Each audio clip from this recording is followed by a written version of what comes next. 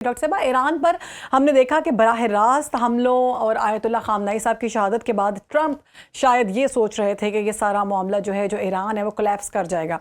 लेकिन जो मामलात हैं और जो सूरत हाल हम देख रहे हैं, जिस तरह से ईरान ने रिटेलिएट किया, जिस तरह से जवाब दिया, इनकी चीखें निकलवा दी, बल्कि हम देख रहे हैं कि खलीजी ममालिक जो हैं वो भी खासे परेशानी का शिकार नज़र आते हैं। आप क्या समझती हैं कि ईरान का ये रिस्पॉन्स इजराइल और ट्रंप सोच के नहीं बैठे हुए थे? क्या उन्होंने मिस कलेक्ट कर दिया सोचने में या समझने में? उनको लग रहा था कि आयतुल्लाह अगर शहीद हो जाएंगे, हम उनको ख़त्म कर देंगे, हटा देंगे, तो ईरान जो है वो मुकम्मल तौर पर कोलैप्स कर जाएगा? हाँ, कैलकुलेशन तो यही थी, मिस कैलकुलेशन इसमें हुई है।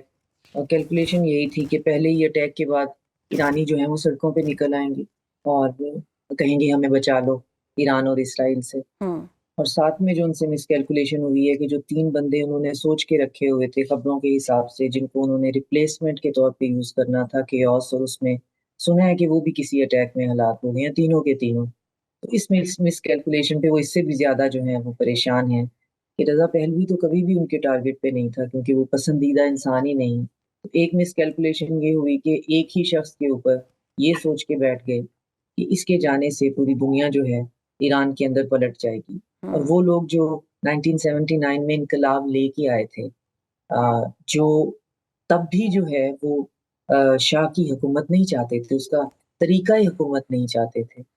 और उन्होंने उसके बाद फिर इतने साल सैंक्शंस गुजारे, पाबंदियां बर्दाश्त की, और वो चलते चलते यहाँ तक पहुंचे। और आज वो फिर उसी शाह के साथ चल पड़ेंगे जिसके लिए वो पिछली कितनी दहाइयों से स्ट्रगल कर रहे हैं, लेकिन मुड़ के उन्होंने पीछे नहीं देखा। तो वेस्ट को एक तो गलतफहमी ये थी कि ये जो रिजीम है सो कॉल्ड, ये इन पे मुसल्लत हुई हुई है। हम्म। तो हिस्ट्री तो वैसे भी उनकी बहुत वीक है, पढ़ते पढ़ते वो हैं भी नहीं। तो उनको ये नहीं पता था कि ये जो इस्लामी इनकलाब था, ये एक अवामी इनकलाब था। बिल्कुल। शाह को निकाला गया था, हम्म। उसे फ्लड करना पड़ा था मुल्क से।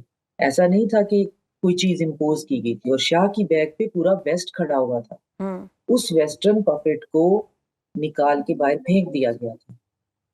और तब भी वजह ये थी कि हम वैसल स्टेट नहीं बनना चाहते।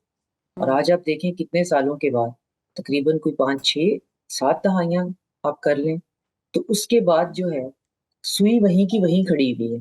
उस सैंक्शन ज़दा लोगों को जो अपनी सॉवरेनिटी के लिए हर दुख और हर तकलीफ बर्दाश्त करने के लिए तैयार हैं, उनके ऊपर फिर ये खुशफहमी के साथ मुसल्लत हो रहे हैं कि उसी शाह का बेटा, जो कि इसराइल के साथ बाकायदा उसका गठजोड़ है और जी। जाती दोस्तियां हैं, डिनर और लंचेस और पार्टीज और ये सब कुछ इकट्ठे होता है, खुशी हम्म। गम आपस में एक दूसरे के साथ है। और वो लॉस एंजलिस में रहता है। और वहां से फिर से इनके दिमाग में ये आया है कि अ, ये जो रिजीम है ये इन पे मुसल्लत की गई है। इनको ये समझ हम्म। में क्यों नहीं आता कि इन पे मुसल्लत नहीं की गई है, आपको पसंद आए या ना पसंद आए, ईरान ईरानी ने अवाम का अपनी पसंद किस्मत है। का फैसला खुद किया हुआ है, हम्म। ईरानियों ने अपनी किस्मत का फैसला खुद किया हुआ है। एग्जैक्टली। आपको पसंद आता है या नहीं आता, ये आपका मसला है। अब उसमें ये जवाबी अगर आप इनसे ये सवाल करें, तो मुझे जो आगे से जवाब मिलता है वो ये कि जो शाह के ज़माने में जो उसके लोग थे, जो हम्म। फ्लड कर गए, लॉस एंजेलिस में ज़्यादातर रहते हैं। लॉस एंजेलिस में बहुत बड़ी ईरानी कम्युनिटी है। वो आपसे बहस इस बात पे करते हैं, अपनी दादी या नानी की ना हाफ नेकेड कोई तस्वीर उठा के स्कर्ट्स में ले आते हैं और कहते हैं ये था हमारा ईरान, ये था हमारा हम्म। ईरान। मुझे इस पे कोई इतराज नहीं है कि बिल्कुल। आपकी नानी और दादी जो है उसका नॉस्टैल्जिया क्या है। अब आप लॉस एंजलिस में बैठे हुए हैं, वहां जाकर आप अ, आयतुल्ला खamenei की तस्वीरें जला रहे हैं या उसकी तस्वीरों से सिगरेट जला रहे हैं, और आप ये सोच रहे हैं कि जी हम बहुत बड़ी रेवोल्यूशनरी फोर्स हैं। नहीं, आप तब भी आउटसाइडर थे, आप शाह के साथ थे, आप तब भी वेस्टर्न थे, लेकिन मैसेज ने, मेजॉरिटी ने आपको आउटलास्ट किया। हम्म। वो नहीं चाहते थे, मेजॉरिटी नहीं, इनकलाब आता ही तब है सड़कों पे। सही। आईआरजीसी एक दहशतगर्द तंजीम है। आईआरजीसी कौन है? ईरान के बच्चे, बेटे, जवान। बिल्कुल। वो नहीं चाहते थे शाह को पसंद करना। और अब आप एलए में बैठकर अगर वहां पे लॉबिंग कर रहे हैं और ये कहना चाह रहे हैं पूरे वेस्टर्न मीडिया पे कि वो हुकूमत तो बड़ी नापसंदीदा थी, और कानों के इतने कच्चे वेस्टर्न जो हैं इस प्रोपोगेंडा को डिलिबरेटली और अनकॉन्शियसली इसको फैला भी रहे हैं, तो वो रास्ते में ये जरूर भूल रहे हैं कि अब जो ये 500-600 लाशें अमरीकियों की जानी है, तो सबसे पहले तो मेरा ख्याल है वो एलए के जो अच्छे खासे हंसते बसते अमीर लोग हैं, बड़े सेटल्ड हैं, अब तो उनकी तीसरी नस्ल है, ये फ्रंट रो पे लाशें सबसे पहले एलए के उन ईरानियों की जानी चाहिए थी, बिल्कुल। जो कल भी वहां पर बीबीसी और सीएनएन उनको फुल ऑन कवरेज दे रहा है इस प्रीटेंस के लिए, हकीकत को छुपाने के लिए कि आयतुल्लाह खामेनी कितने नापसंदीदा अच्छा थे। डॉक्टर साहब ये भी दिखा क्या क्लियर रहे हैं कीजिएगा कि हमारी कम आवाम से कम को, हमारे देखने वालों को ये क्लियर कीजिएगा कि यही जो आप बात कर रही हैं, हमने देखा कि एलए में, लंदन में बहुत से ऐसे लोग हैं जो अपने आप को ईरानी कहते हैं और वो इसी तरह से जश्न मना रहे हैं कि आयतुल्लाह को शहीद कर दिया गया, और उनके बारे में जो अल्फाज इस्तेमाल कर रहे हैं वो ठीक नहीं है। तो बेसिकली जब इस्लामी इनकलाब आया था उससे पहले यहाँ पर यहूदियों की बहुत बड़ी तादाद थी और वो जो आग की पूजा करते हैं उनकी बहुत बड़ी तादाद थी। ये उनके मानने वाले हैं, ये उनके पैरोकार हैं। जब इस्लामी इनकलाब आया तो ये लोग वहाँ से चले गए। तो ये जो जश्न मना रहे हैं ये वो लोग हैं, ये इसके बारे में ज़रा क्लियर कीजिएगा। देखिए, ईरान सकाफत और तहजीबों का एक गहवारा है। वहाँ पे ज़ोरोएस्ट्रियंस भी हैं। ज़ाराटुस्ट्रा जो है वो पैदा ही ईरान में हुआ था, जिसने कि ज़ोरोएस्ट्रियन दुनिया का कदीम तरीन मजहब है। हिंदू मत कहते हैं जी हम करीब हैं, लेकिन डॉक्यूमेंटेड प्रूफ नहीं है।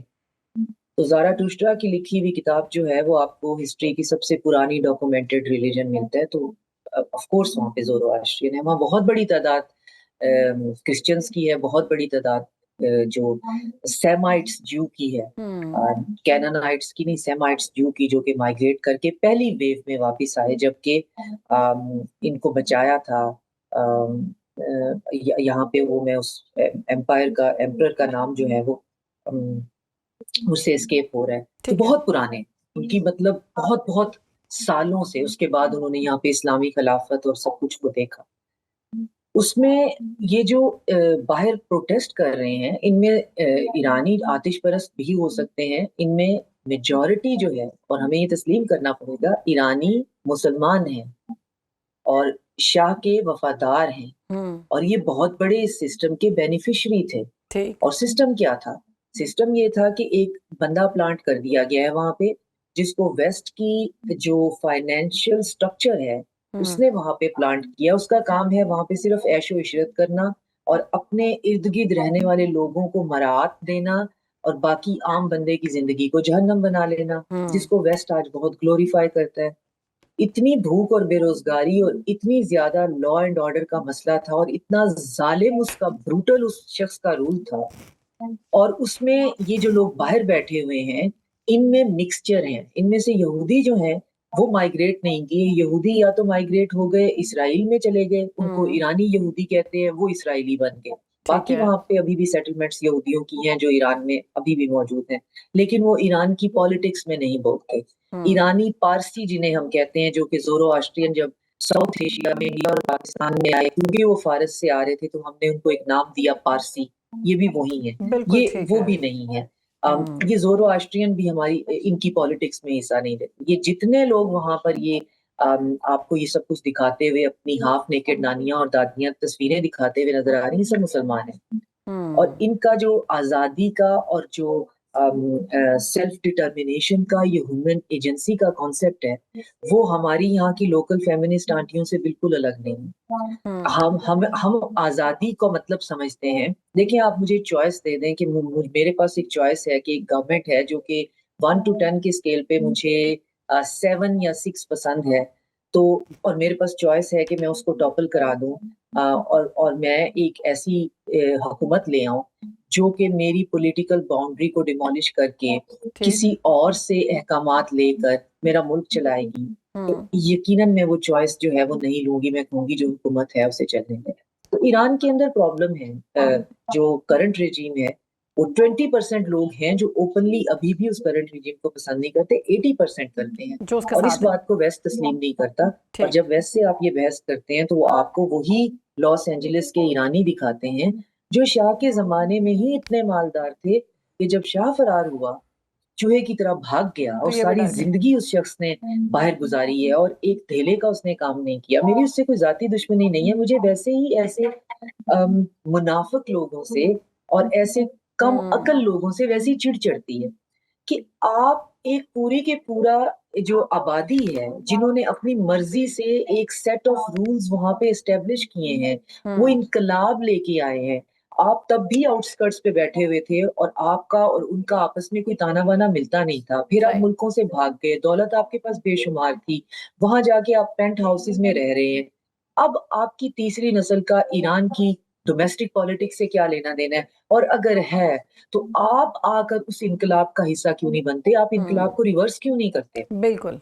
आप और वहाँ बैठकर क्यों कहते हैं कि 80% आबादी एक सिस्टम को अगर चाहती है, हाँ, खुद से ही 80% लड़ें, खुद आबादी से ही अगर मरें जुआ और बाद नहीं में खेलना आके जो इनके जो सरबराह हैं ट्रंप और इज़राइल, वो इनको बिठा दें ईरान पर, चूँकि वो चाहते हैं ग्रेटर इज़राइल बने और उस सारे में ये करने की ज़रूरत है। ये बात तो क्लियर होगी डॉक्टर साहिबा कि रजीम चेंज कोई मामला नहीं था, आयतुल्ला को शहीद करना था और वही सोचना था कि शायद उसके बाद हम ये लाकर शाह के बेटे को बिठा दें, लेकिन वो अभी तक उनको कामयाबी होती हुई दिखाई नहीं दे रही, जिस तरह से ईरान का हमने रिस्पॉन्स देखा है।